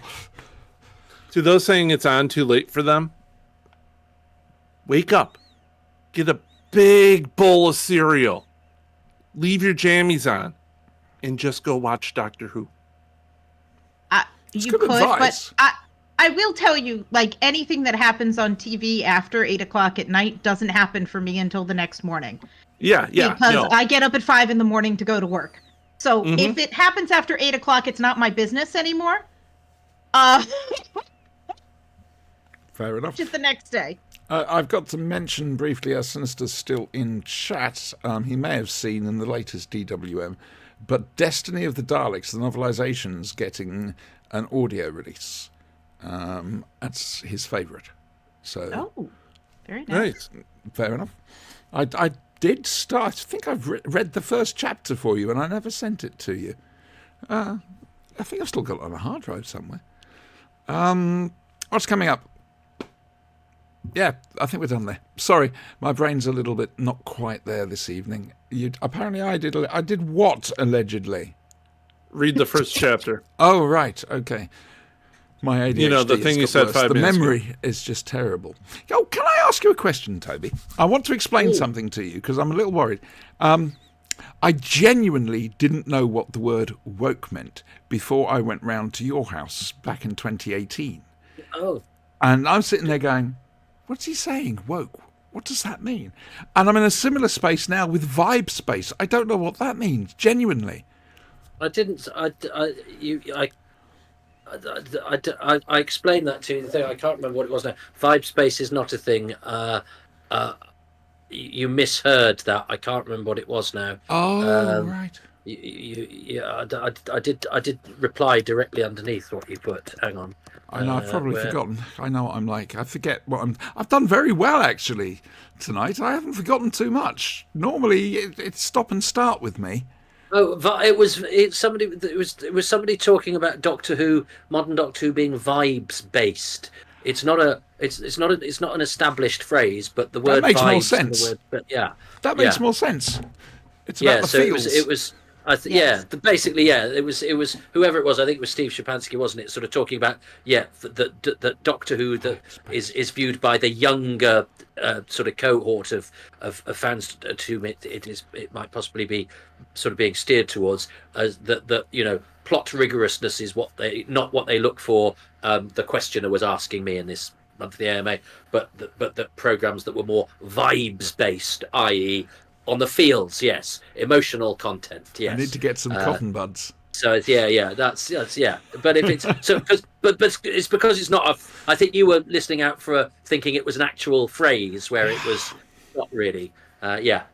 So vibes is modern Doctor Who vibes based. Well, there's a whole podcast in in that, and about, well, it goes back to Quatermass. It goes back to between the conversations between the old people and the young people, and trying to satisfy both, and not turn our misunderstandings into the apocalypse. That's good. That's a good way of finishing there, but we're not going to because Brian wants to say something. No, I just had a question. Do we have a Doctor Who that covers Roanoke? Covers what, my love? Roanoke? No, we do not. Unless there's something in a novelization somewhere that I haven't read. Oh, Okay. my eyes very It's entirely possible. Okay. All Roanoke. right. Roanoke. No, Why I'm- Roanoke I- in particular? Missing I get colony. ideas from these conversations. RPG. Yeah, pretty much. RPG. That'd be a afraid. good one. That would be a very Chibnall thing to do, I think. Plonky some, because he liked that sort of thing. I think maybe for the next one I'll write something in. Right then. So, Toby, thank you so much. You're more than welcome. Thanks for asking me. Oh, no, we love having you here. We really do. I did want to tell you, because we did the Three Doctors last time. Oh, The yeah. Looking for Lenny one is gorgeous. Oh, It's thanks. absolutely a gorgeous documentary. I'm looking forward thanks. to looking for Dursley. Well, hopefully, yes, season 25, as we record this, is coming out soon, and Looking for Dursley is... We don't want them all to be the same, so I think the subject dictates the tone of the piece, so that they're not basically all the same documentary, but with different people. And I think, if you think you've got us made because you've seen the previous ones, this one is different because it's a different character. He's a different character. His death was in different circumstances, and obviously he's only in one Doctor Who story, so you might think, well, why are we telling the story of a guest star? But of course his story is probably Sad, the same isn't it? story that could be shared by any number of other actors who appeared in Doctor Who at that time, who didn't make it out of the 90s, and you can do the maths yourself. So and it's the first time, which I hadn't realised, but of course it is. It's the first time that Russell T Davies has been on the Blu-ray range. So and he doesn't do things lightly. No. So yeah. I've got a suggestion for the Blu-ray range. You and I basically visit sites. You and I basically visit sites in Travels Without the TARDIS, and because you've got the black cab already, so we can go to Leeds Airport and drive to Leeds Castle. Leeds Castle. Yeah, I think Chris has suggested an extra of that ilk, but I think he's Finding a place he for it. flings ideas, and yeah. But I mean, that we are now making stuff for any release, even if it's not on the schedule yet, because there's a kind of we may as well get them in the can. So I've made a couple of extras that I can't imagine being out for a good 2 or 3 years, but the personnel were available, the Chris was available, and it was thought, well, let's get it done. Why hang around? So we are doing stuff. I'm doing another one next month for probably what will be the release after next, but I did one last month that's for a release. I don't know when it will be. And then I've got one or another. There's definitely one I've got penciled in for early next year. I've got a feeling I'm doing another. This is yeah, all great and another, news. and two. We So- know things are coming. It's great. Yeah, so we optimistic. keep if I've usually got a couple in pre-production, even if I've just, as I just have 2 weekends ago, wrapped on another one. And also I'm there in the WhatsApp group with Chris and myself and Richard Bignell and Simon Guerrier, where Chris is working on other documentaries that I might not be presenting, but I still, and Richard and Simon are there when he'll say, what do you think of this, or do you know where these people are, and who's still alive that did this? So and so we're juggling another 2 or 3 at least, so it's a constant production line. It's lovely because it's always exciting when that WhatsApp group bings. I know that either somebody's found somebody, or somebody needs something from me, or there's another thing that's just been commissioned, and it's constant productivity of the Doctor Who kind, which is Very delightful. nice. We like that. I'm going to do a incredibly subtle segue here. One of the things was suggested on one of your AMAs was Living with Haydock on the last Blu-ray box set. The reason I mentioned that was to mention your Patreon. Oh, thanks. Yeah. Well, I have please. I have a Patreon where all my podcasts go early, but also there's bonus material. Oh, yes. There are some podcasts and AMAs that are exclusive to the Patreon feed, and also when a box set is out, I'll throw together some. I'm very conscious now whenever I'm making a documentary to film bits behind the scenes and take loads of photos, so that I've specifically got extra stuff for the Patreon. And it's it starts from £3 a month, so it's not very much. And there's usually 3 releases a week, so I think good. you get your. Your voice has become the soundtrack to my life. If you enjoy hearing me yabbering on, I mean, I'm very grateful to people like yourself, Siobhan, who send your hard-earned cash my way. But I'm very conscious of that, and so I very much make sure that there's usually something on a Monday and a Wednesday and a Friday, and then pictures of my dog on a Tuesday as a bonus. Oh, yes. So the Weekly Bernard. And I've found it a really lovely space to be, because the only people there are people who want to be there. Exactly. And so you sort of go, well, I'll just make what I like making, and presumably that's what these people, this small number of very kind and generous people enjoy, and they can tell me as well, because you have, and you started to direct include contact, that feedback in some of the Happy Times and Places as which well. I think's really worked, Yes, hasn't it? yes, it does. I like that. It's become just that little bit more interactive, because some of the things people say, they're either really interesting or they can be really funny as well. Yes, yeah, yeah, and it's just it's like sort of being on an internet forum, but without all the horrible bits, because nobody's there to be cross with anybody, because that's not what it's about, really. So you don't have any fans gatekeeping or anything. No, there's no gatekeeping. Yeah. It's lovely. And one can curate one's own space, but I don't need to tell anybody off or anything, because anybody that's bothered to hang around in that particular space, I think is of a like mind and just wants to hang out. And like you say, it's bringing positivity to the show as well. Especially Happy Times and Places. It's a case of you're looking at it, you've got a positive bent to it, and I like that. I like that a lot. It's not somebody sitting there and just moaning, and I'm thinking, well, why the hell are you watching it? Instead, there's this thread of joy that runs through. No matter what it is, there's that thread of joy you bring to it, which, it's nice. It's lovely.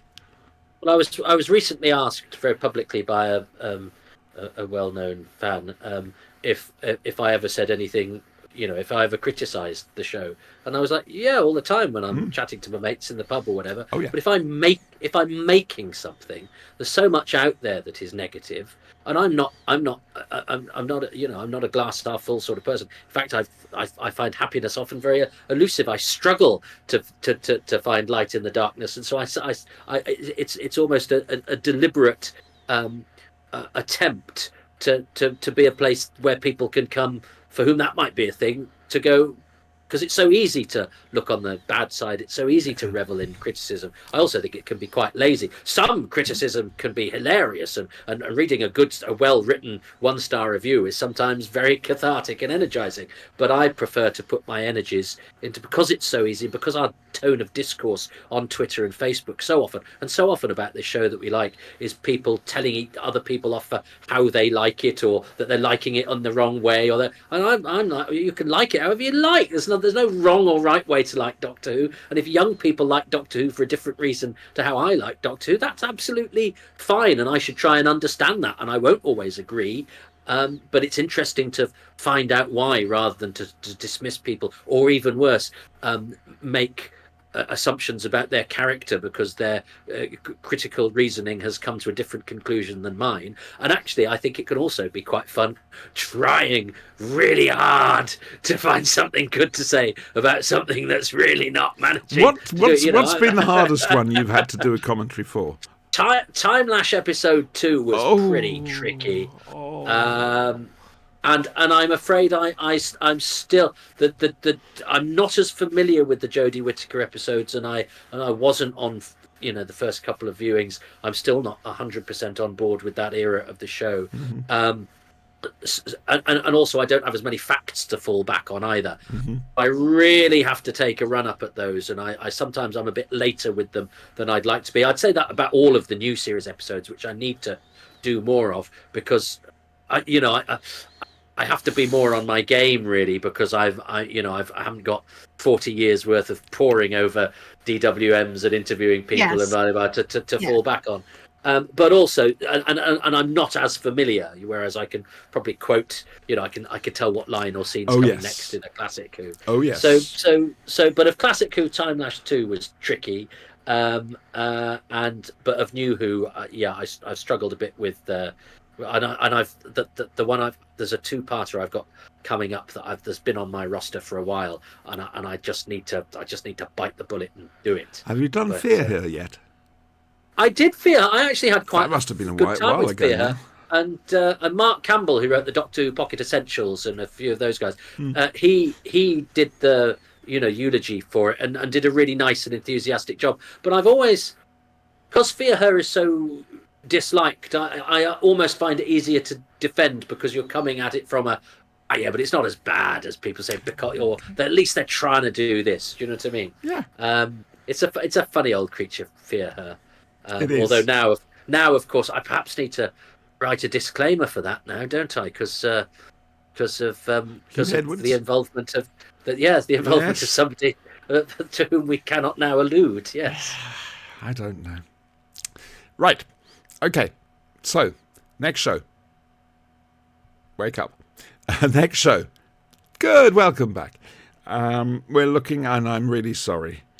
We're looking I should take notes and write this down so I remember to do it. Remember, everything you say will reflect poorly on you in the RPG. Yes, I know. Well, this next bit is your fault. We're on the Tomorrow People 1 lore. The introduction of Mike. Okay. Oh dear God. This is where things start to go a bit downhill. A bit.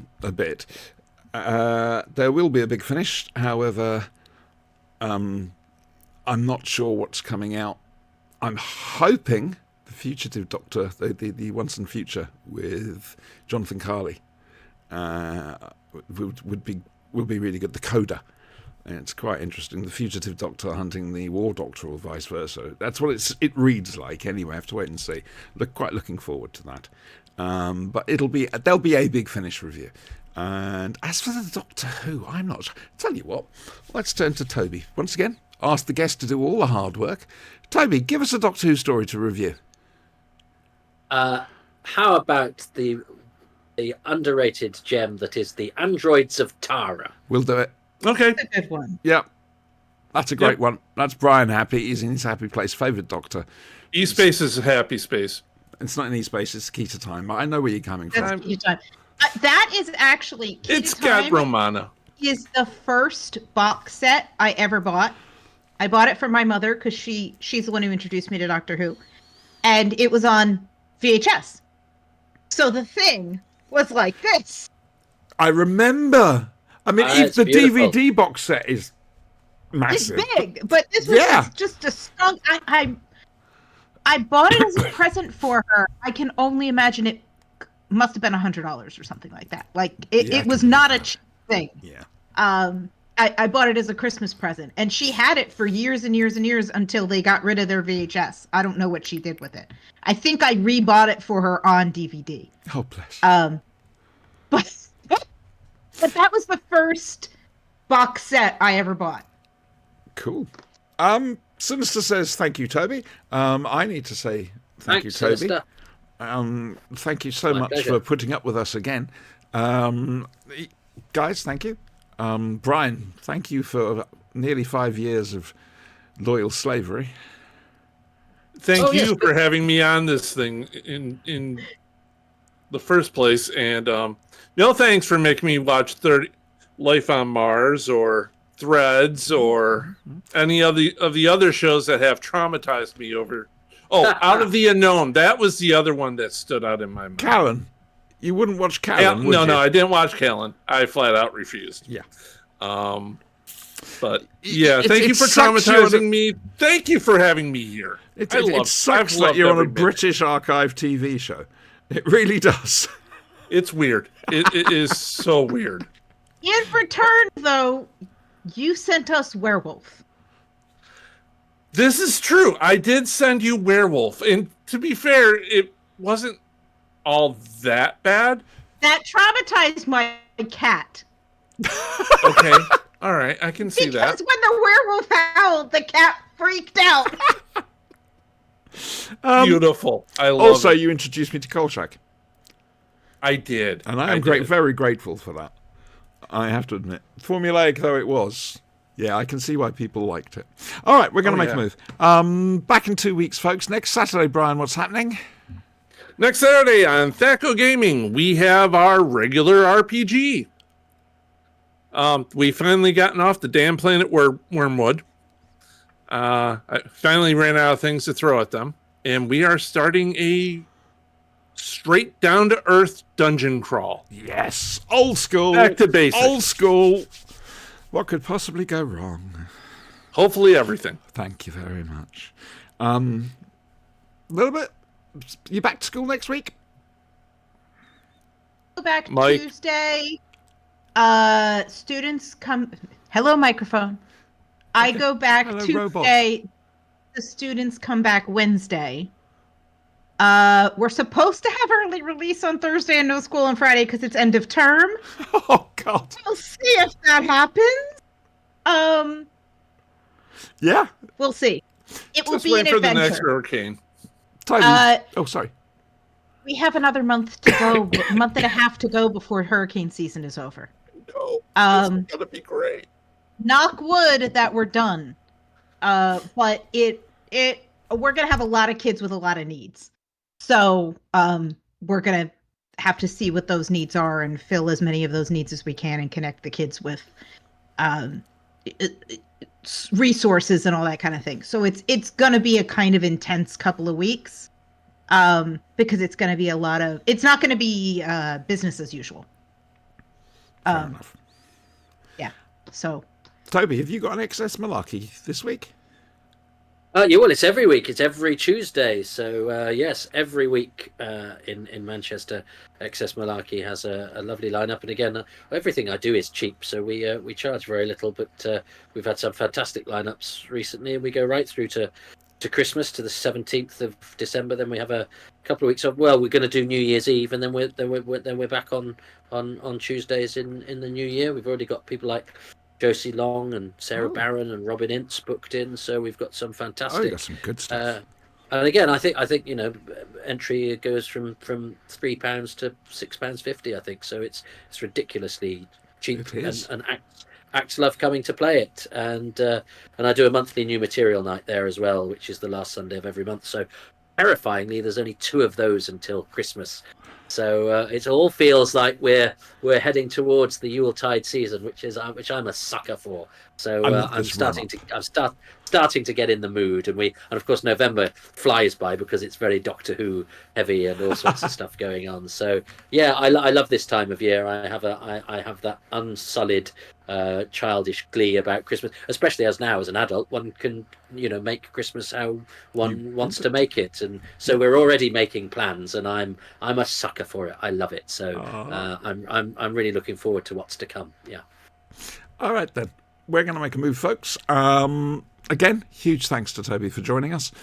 I've now got to find the right file to play. Congratulations on 200 episodes, by the way. Thank you very much. I Yes. feel very old. Like I say, there is with luck. Eddie, You feel really old. This wasn't gray when we started. You couldn't grow it when we I started. had color here. I have a very nice lady who solves that problem for me. Say goodbye, everyone. That's all that Bye. one.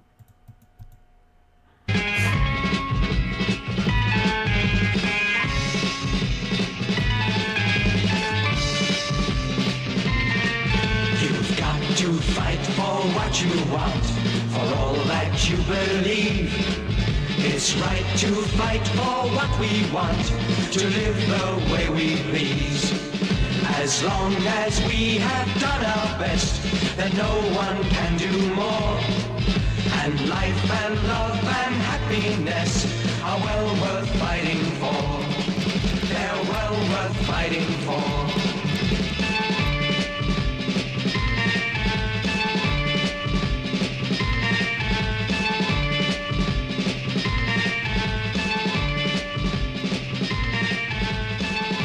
quick thank you to everybody who's taken part in the last 200 shows. It's really been appreciated, and hey, there's always an open seat, you know. See you later.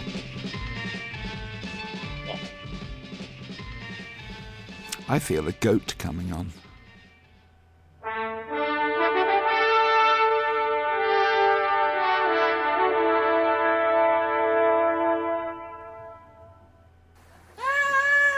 See?